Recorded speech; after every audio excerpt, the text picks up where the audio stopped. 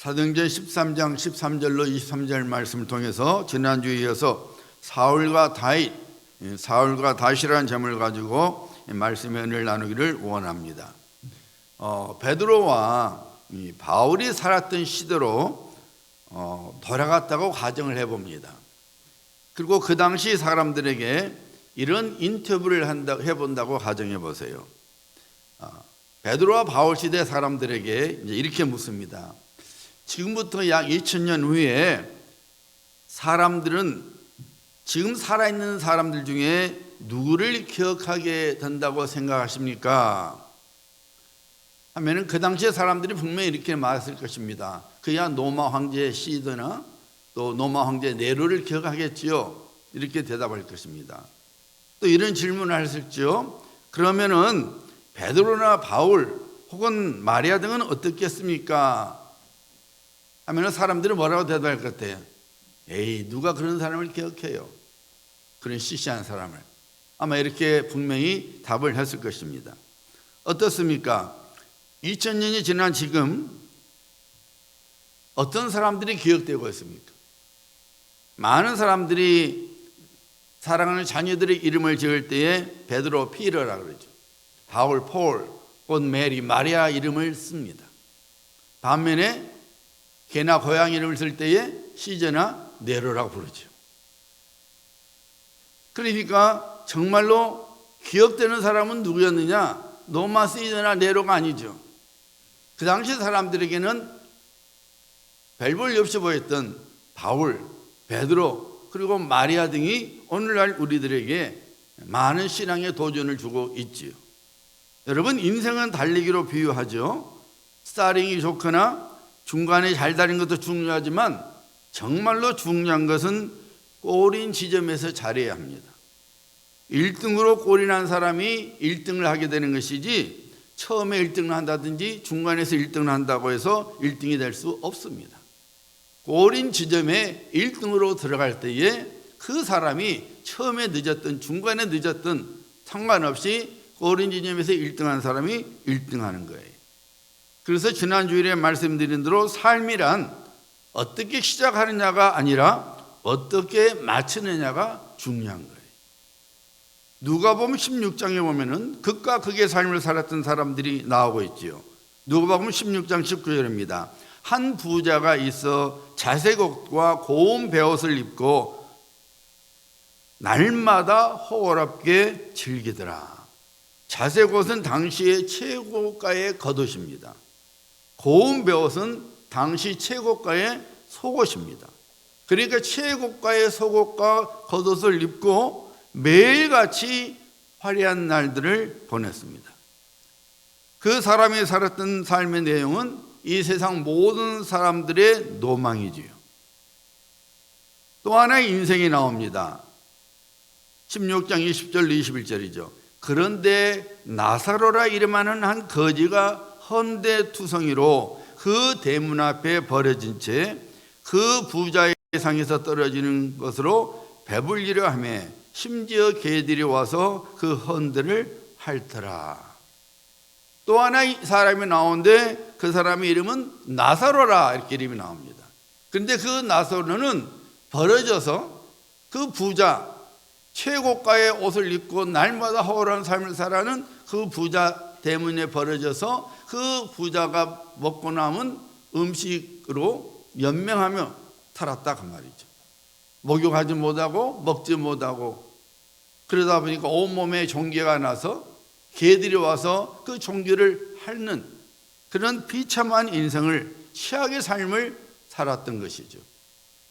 이 세상 어느 누구도 그런 인생을 살고 싶지 않을 만큼의 최악의 삶을 그 사람은 살았습니다. 그런데 갑자기 반전이 일어났어요. 22절과 23절은 이렇게 증거합니다. 이에 그 거지가 죽어 천사들에게 받들려 아브라함의 품 안에 들어가고 부자도 죽어 장사되매 그가 음부에서 고통 중에 눈을 들어 아브라함과 그의 품에 있는 나사로를 보고 부자도 죽고 거지도 죽었습니다. 그런데 거지 나사로는 아브라함의 품, 즉 천국에서 행복을 누리고 있었는데 날마다 호롭게 살았던 부자는 지옥에서 영원한 고통을 받고 있었습니다. 여러분, 예수님께서 왜 이 비유를 말씀하셨을까요? 한 가지 영적 진리를 분명히 그 당시 사람들에게 그리고 우리들에게 가르쳐 주시고자 함이죠. 그것은 뭡니까 여러분? 이 땅의 삶으로 우리의 인생이 끝마쳐지지 않는다는 거예요. 이 땅의 삶이 있는가 하면은 천국과 지옥의 삶이 반드시 있다는 것입니다. 그리고 이 땅의 삶은 임시지만은 천국과 지옥의 삶은 영원한 것이라는 것입니다. 부자는 이 세상에서 화려한 삶을 살았지만은 그는 하나님께로부터 이름조차도 기억되지 않았습니다. 그래서 그냥 어떤 부자가 있어 부자라고만 말합니다. 그의 인생의 끝마침은 영원한 고통이었습니다. 반면에 거지는 이 세상에서 고통스러운 삶을 살았지만은 하나님께서 그의 이름을 기억하고 있었습니다. 그래서 성경은 증거하고 있죠. 나사로라. 나사로라. 성경이 그의 이름이 기록되어 있는 것입니다. 나사로의 뜻은 하나님의 도우심을 받음, 그런 뜻입니다. 그리고 이 거지 나사로의 인생 끝마침은 영원한 행복과 영원한 안식이었습니다. 본문 말씀 속에 나오는 오늘 사울과 다윗을 통해서 우리 인생의 끝마침이 얼마나 중요한지를 지금 살펴보고 있습니다. 지난주에 말씀드린 사울은 처음에는 창대했지만은 그의 끝은, 그의 인생 마침은 실망과 멸망이었습니다. 하나님께로부터 버림받은 인생으로 맞춰지고 말았습니다. 자, 오늘은 처음에는 미약했지만 나중에 창대케 된 인생을 살았던 다윗을 살펴보고자 합니다. 성경에는 수많은 이름들이 나옵니다. 이름들만 약 한 3만여 명이 성경에 기록됩니다. 하지만 그 많은 사람 중에 오직 다윗만이 하나님께로부터 내 마음에 맞는 사람이라는 칭찬을 들었습니다. 오늘 본문 말씀이 나왔죠. 내 마음에 합한 자, 내 마음에 드는 자를 내가 찾았다는 것이잖아요. 믿음의 조상 아브라함, 출애굽의 주인공 모세, 감을 구한 요셉, 이스라엘의 12지파의 아버지 야곱, 하나님의 놀라운 은혜를 입었던 다니엘 등도 하나님께로부터 그런 칭찬을 듣지 못했지. 자녀들이 다 귀하지만은 부모에게 마음에 드는 자녀가 딱 한 명 있죠. 다 귀하지만 다윗이 하나님께 그런 존재였어요. 다 귀한 존재지만은 하나님의 마음에 쏙 드는 사람이 바로 다윗이었던 거예요. 그래서 하나님께서 내 마음에 합한 자라 이렇게 말씀을 하신 거예요. 여러분, 우리가 잘 아는 대로 다윗은 그의 인생을 굳건하게 잘 마쳤습니다. 하나님께서 다윗과 언약을 맺으셨죠. 그 내용이 사무엘하 7장에 나옵니다. 하나님께서 다윗과 언약을 맺으실 때 이렇게 말씀하십니다. 내가 네 몸에서 날 네 씨를 네 뒤에 세워 그의 나라를 견고하게 하리라. 그는 내 이름을 위하여 집을 건축할 것이요 나는 그의 나라 왕위를 영원히 견고하게 하리라. 네 집과 네 나라가 내 앞에서 영원히 보존되고 네 왕위가 영원히 견고하리라. 에레미야서 23장 5절입니다. 여호와의 말씀이니라. 보라, 때가 이르리니 내가 다윗에게 한 의로운 가지를 일으킬 것이요 그가 왕이 되어 지혜롭게 다스리며 세상에서 정의와 공의를 행할 것이며. 이사야서 11장 1절로 2절입니다. 이새의 줄기에서 한 싹이 나며 그 뿌리에서 한 가지가 나서 결실할 것이요 그의 위에 여호와의 영, 곧 지혜와 총명의 영이요 모략과 재능의 영이요 지식과 여호와를 경외하는 영이 강림하시리니. 하나님께서 일찍이 사무엘 선지자를 통하여 또 에레미야 선지자를 통하여 이사야 선지자를 통해서 다윗과 언약을 맺으신 내용을 말하는 거예요. 다윗을 통해서 메시아가 나오도록 영원한 나라가 세워지는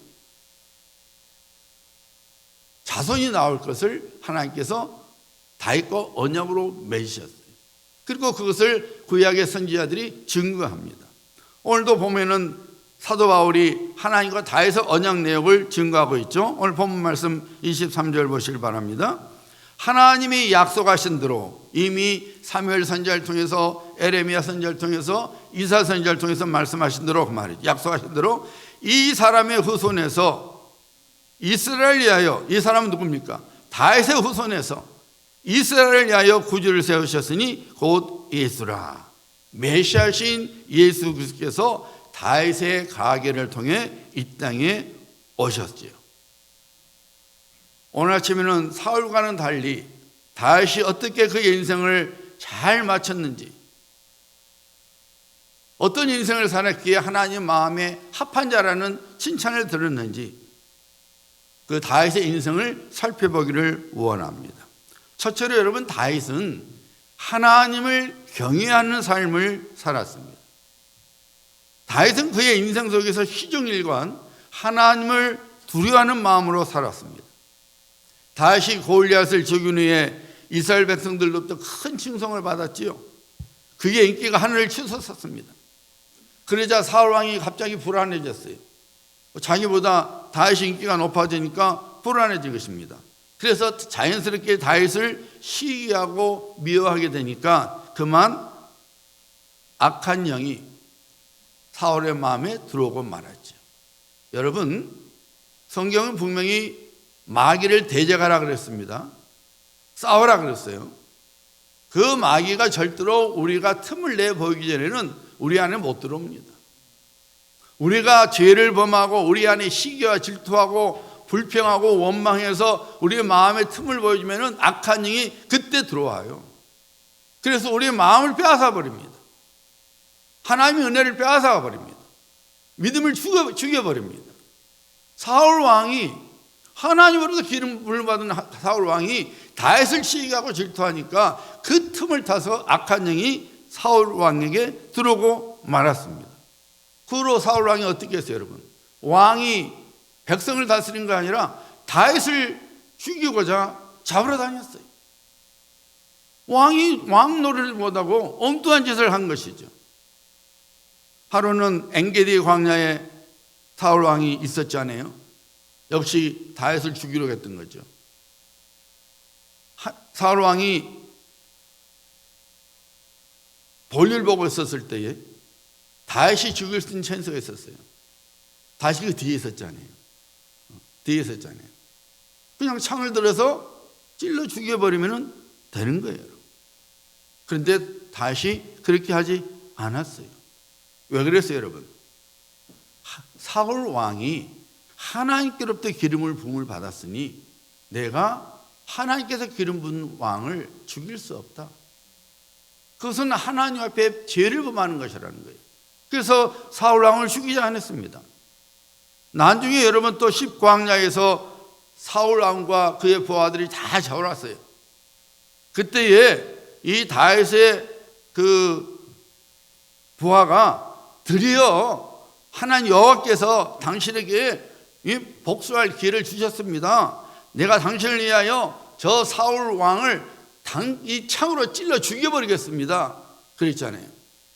그때에 다윗이 뭐라고 말합니까? 자기 사람들에게 이르되 내가 손을 들어 여호와의 기름 부음을 받은 내 주를 치는 것은 여호와께서 금하시는 것이니 그는 여호와의 기름 부음을 받은 자가 됨이니라. 안 죽였어요. 왜요? 하나님께서 기름 부은 왕이니 내가 어찌 그를 죽이겠느냐 그 말입니다. 여러분, 다윗이 사울 왕을 죽이면 고생 끝이요, 낙이 오는 것이었습니다. 더 이상 도망자의 삶을 살 필요도 없었고 생명의 위협을 받을 필요도 없었습니다. 아무것도 없는 광야에서 살 필요 없는 겁니다.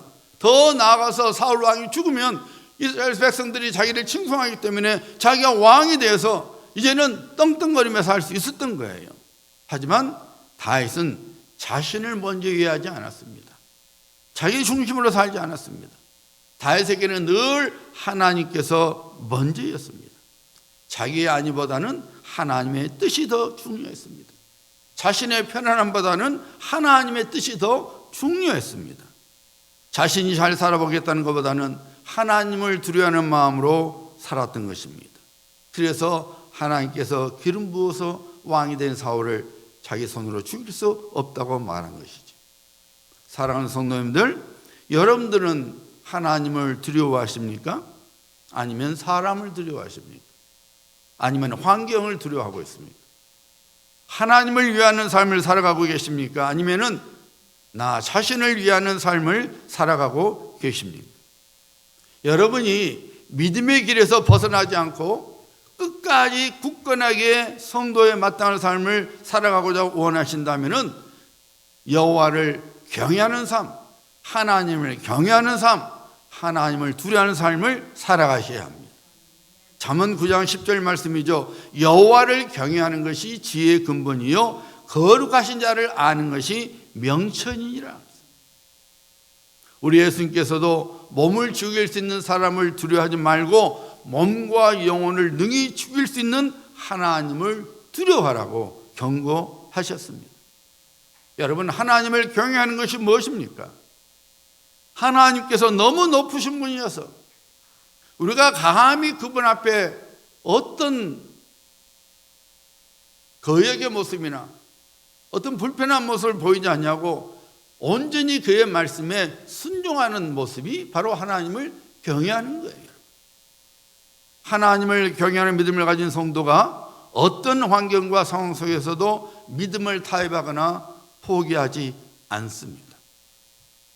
오늘날 많은 성도들이, 많은 사람들이 내 코가 섭제하는 마음으로 하나님의 말씀에 순종하기보다는 자신의 이익을 쫓아 살아갑니다. 사울 왕은 인생 위기를 만났을 때에 하나님의 뜻을 무시하고 자기가 원하는 대로 행했습니다. 그래 놓고 이런 핑계 저런 핑계를 대면서 자신의 죄와 허물을 덮으려고 했지 않았습니까? 사랑하는 여러분, 우리는 하나님의 자리에 서지 말아야 합니다. 하나님의 권위를 무시하지 말아야 합니다. 어떤 상황 속에서도 하나님은 하나님이십니다. 하나님을 하나님이 되게 하는 믿음을 우리는 놓치지 말아야 합니다. 사울 왕처럼 사무엘 선지자님 그것이 아닙니다. 저 사람들이 사무엘 선지자 당신이 늦게 오니까 사람들이 불안해서 나보다 제사 지내라 해서 제가 제사 지낸 겁니다. 나도 사무엘 선지자의 말씀대로 아가 왕을 죽이고 짐승을 죽이려고 했는데 부하들이 사람들이 남겨둔 겁니다. 하나님께 제사 지낸다고 살려둔 겁니다. 사람을 두려워했어요. 그리고 핑계댔어요. 자기가 죄를 지어놓고 자기가 하나님의 말씀에 불순종했으면서 자기 백성들 탓하고 환경을 탓했습니다. 여러분, 그것이 바로 하나님을 무시하는 신앙인 거예요. 다윗은 그렇게 하지 않았어요. 자기가 죽을 줄 알면서도 하나님의 뜻이 먼저였습니다. 하나님께 기름 부은 사울 왕을 내가 죽일 수 없다. 죽이지 마라. 늘 하나님이 먼저였던 거예요. 이것이 바로 하나님을 경외하는 삶이요. 이 경외하는 삶이 우리가 인생을 끝까지 믿음으로 달리게 해서 영원한 상급을 받고 영원한 생명을 누리게 되는 복된 삶을 갖게 되는 것입니다. 두 번째로 다윗은 회개하는 것을 즉각적으로 행하였습니다. 우리가 잘 아는 대로 다윗이 자신의 충직한 부하였던 우리아를 간접적으로 살해하고 그의 부인 바세바를 자신의 부인으로 삼는 죄를 범하고 말았지요. 하나님께서 나단 선지자를 통해서 그의 허물을 드러내게 하셨습니다. 죄로 인하여 하나님의 경고의 말씀을 나단 선지자를 통해 들었을 때에 다윗이 어떻게 했어요? 사무엘하 12장 13절에 나옵니다. 다윗이 나단에게 이르되 내가 여호와께 죄를 범하였노라. 내가 여호와께 죄를 범하였노라. 사울 왕은 어떻게 했어요? 하나님께서 사무엘 선지자를 보내서 그의 죄를 지적했을 때에 사울 왕이 뭐라 했어요, 여러분? 내가 여호와께 범죄하였나이다 하지 않았어요. 당신이 늦게 오므로 내가 제사 지냈습니다. 백성들이 다 도망치는데 어떻게 합니까? 나보다 제사 지내라 그러는데요. 내가 죽인 것이 아니라 백성들이 짐승을 살려놓은 겁니다. 핑계댔어요. 회개하지 않았어요. 하지만 다윗은 나단 선지자를 통해서 하나님의 꾸지람을 들었을 때 즉시로 회개합니다. 내가 여호와께 죄를 범했습니다. 다윗이 철저하게 회개한 내용이 시편 51편에 나오죠. 특별히 10절과 12절을 들어보시길 바랍니다. 나단 선지자를 통해서 하나님의 이 꾸지람을 듣고 나서 하는 고백이에요. 하나님이여, 내 속에 정한 마음을 창조하시고 내 안에 정직한 영을 새롭게 하소서. 나를 주 앞에서 쫓아내지 마시며 주의 성령을 내게서 거두지 마소서. 주의 구원의 즐거움을 내게 회복시켜 주시고 자원하는 심령을 주사 나를 붙드소서. 다윗이 그날 밤에 얼마나 회개를 하는지, 자기의 이불이 젖도록, 자기의 요가 젖도록 밤새도록 통곡하며 하나님께 회개하면서, 하나님, 내 속에 정한 마음을 다시 한번 주시고 내 안에 정직한 영을 새롭게 해주시옵소서. 내가 하나님께 범죄했사오니 범죄했으나 저를 쫓아내지 마시고 하나님의 영을 내게서 거두지 말아 주시옵소서. 간절히 회개합니다. 간절히 회개합니다. 어떤 핑계를 대지 않았어요. 남 탓을 돌리지 않았습니다. 환경 탓을 돌리지 않았습니다. 하나님, 제가 죄를 범했습니다. 그리고 밤새도록 눈물로 통곡으로 회개를 했습니다. 여러분, 죄는 묘한 특성을 갖고 있어요. 마치 작은 병을 방치해두면 큰 병이 되어서 고치기 힘든 것처럼 죄도 그래요. 처음에는 매우 작은 것으로 시작하다가 그것이 점점 커져서 나중에는 양심이 굳어지게 되어서 그만 죄의 포로가 되어버리고 만들어버리는 거예요. 그게 죄의 힘입니다. 처음에는 아무것도 아니에요. 뭐 이까진 것쯤이야. 그런데 이것이 점점 커져서 지난주에 말씀드린 대로 우리 신앙의 보루인 양심까지도 굳게 만들어서 완전히 죄의 포로가 되어 버리게 만들어요. 여러분, 사람은 울음의 동물이죠. 기뻐서 울고 슬퍼서 울고 화가 나도 울고 그리고 아파도 웁니다. 이런 많은 눈물이 있지만은 여러분, 나의 영혼을 위해 우는 눈물이 있어야 합니다. 죄에 대한 영혼의 떨림의 눈물요 나타나야 돼요. 죄를 짓고 나서도 아무렇지도 않으면 안 되죠. 죄 때문에 내 영혼의 떨림이 눈물로 나타나야 되는 거예요. 여러분, 하나님께서 기뻐하시는 눈물은 회개의 눈물입니다.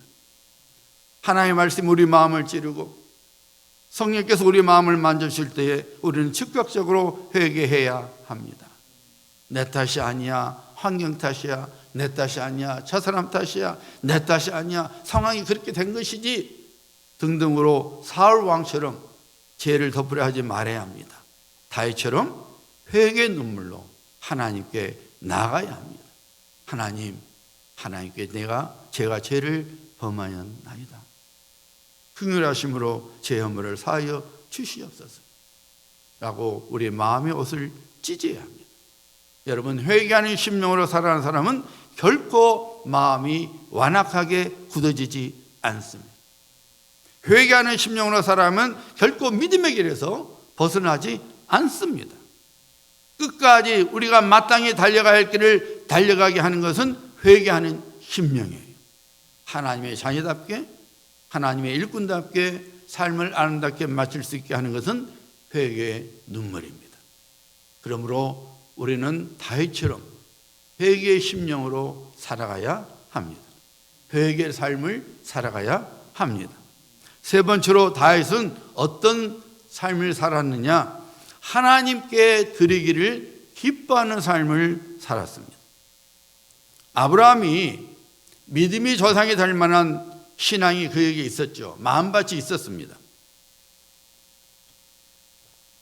하나님께서 아브라함에게 독자 이삭을 번제로 바치라 했을 때에 아브라함은 전혀 주저하지 아니하고 그대로 순종했습니다.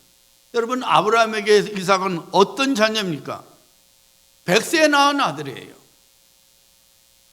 이 세상 어느 것보다 이삭보다 더 귀하고 더 소중하고 더 중요한 것은 없었어요.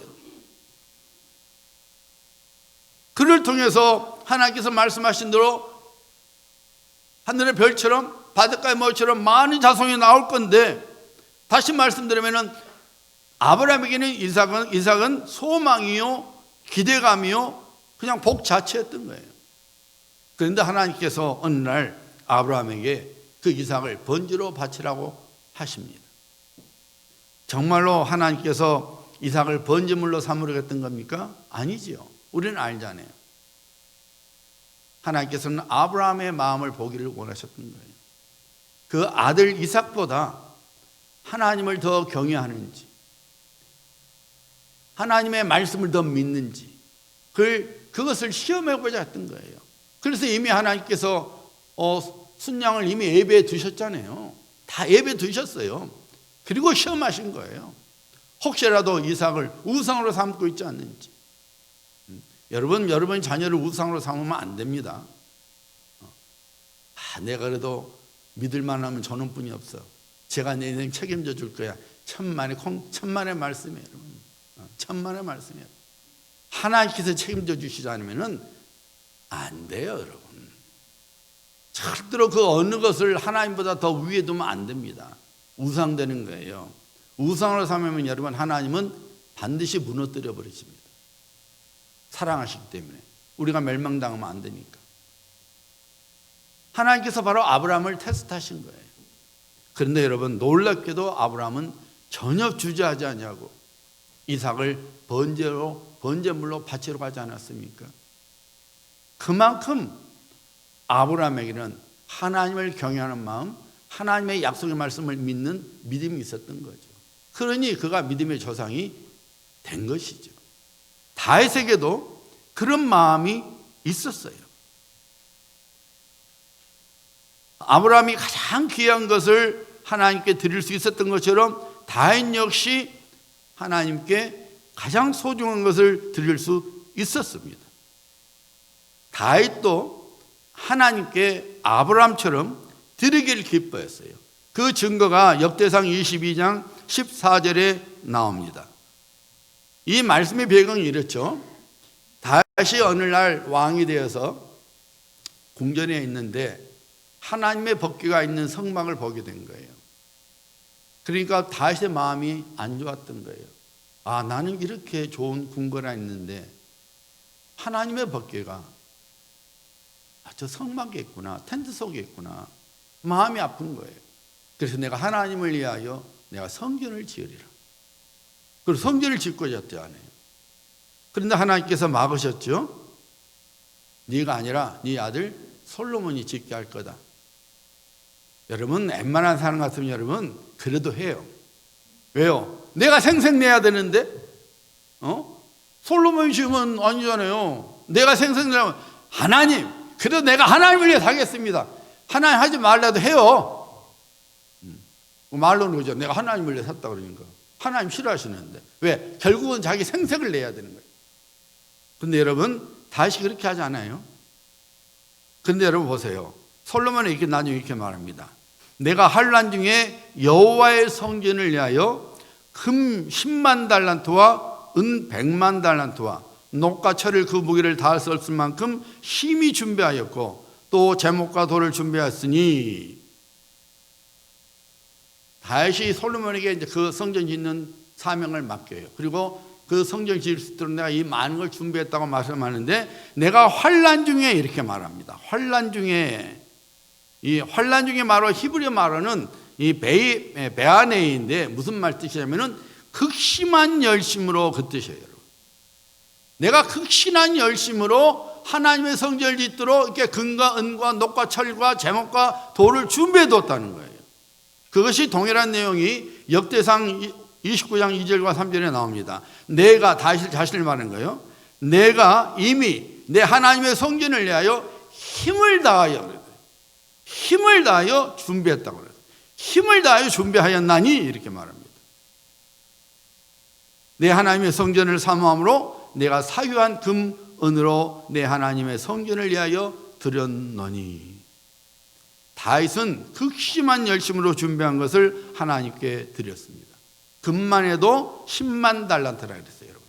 그러면 여러분 10만 달란트 금이 어느 정도 상상이 안 가죠. 요즘식으로 해보면 여러분들은 매일 10,000불씩 하나님께 드리는데 2000년을 드려도 어림도 없는 액수예요. 그만큼 큰 거예요. 매일, 매달이 아니에요. 매주일이 아니에요. 매일 1만 불씩 2000년 드려도, 2000년 동안 드려도 금 10만 달란트에 이르지 못하는 엄청난 액수예요. 그런데 다윗은 금 10만 달란트와 은 100만 달란트, 또 많은 놋과 철과 제목 나무들과 돌을 준비했다 그랬어요.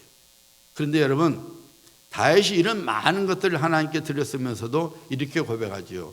역대상 29장 14절입니다. 나와 내 백성이 무엇이기에 이처럼 즐거운 마음으로 드릴 힘이 있었나이까. 모든 것이 주께로 말미암사오니 우리가 주의 손에서 받은 것으로 주께 드렸을 뿐이니이다. 그 엄청난 걸 하나님께 드리면서도 자랑하지 않고, 하나님께서 제게 주셔서 제가 하나님께 드릴 수 있어서 얼마나 기쁜지 모릅니다. 얼마나 감사한지 모릅니다. 이 고백하려고 했죠. 다윗은 정직함으로 그리고 기쁨으로 하나님께 그의 모든 것을 드렸습니다. 고린도후서 9장 7절이죠. 각각 그 마음에 정한 대로 할 것이요 인색함으로나 억지로 하지 말지니 하나님은 즐겨내는 자를 사랑하시느니라. 다윗은 그 누구도 드릴 수 없을 만큼 엄청난 것들을 하나님께 드릴 때에 조금도 인색함이 없이 그리고 기쁨으로 드렸습니다. 뿐만 아니라 자기 생색을 내지 않았습니다. 오히려 하나님께서 주신 것을 하나님께 드린 것뿐이라고 말했습니다. 아브라함이 하나님께 가졌던 그 마음이었죠. 하나님께서 다윗과 언약을 맺을 만한 믿음과 사랑을 다윗은 갖고 있었던 것입니다. 다윗은 그의 인생을 끝까지 잘 마쳤습니다. 하나님께서 그를 여전히 사랑하셨고 여전히 은혜를 베풀어 주셨습니다. 아들 솔로몬이 그의 왕위를 이어받게 하셨습니다. 그리고 무엇보다도 메시아신 예수 그리스도께서 다윗의 가계를 통해서 오셔서 영원한 왕권을 세우셨습니다. 복의 복을 받은 다윗이 된 것이죠. 사랑하는 성도님들, 우리 역시 하루하루 인생을 아름답게 살아가야 합니다. 하지만 그 무엇보다도 우리 인생 끝마침이 좋아야 합니다. 그리스도 예수 안에서 행복해야 합니다. 하나님의 은혜와 사랑 속에서 기쁨으로 천국 소망을 품고 예수님께로 갈 수 있어야 합니다. 사도 바울의 고백처럼, 지난주일 설교 존 룰턴 목사님의 고백처럼 나를 위해 의의 면류관을 손에 들고 예수님께서 나를 맞아 주실 것이라는 확신하는 삶으로 우리가 살아가야 합니다. 사울 왕은 시작은 좋았습니다. 하지만 그는 하나님께 버림을 받고 말았습니다. 그는 자살로 이 세상의 인생을 마감해야만 했습니다. 하나님의 복의 촛대가 다윗에게로 옮겨지고 말았습니다. 다윗 왕의 시작은 미약했습니다.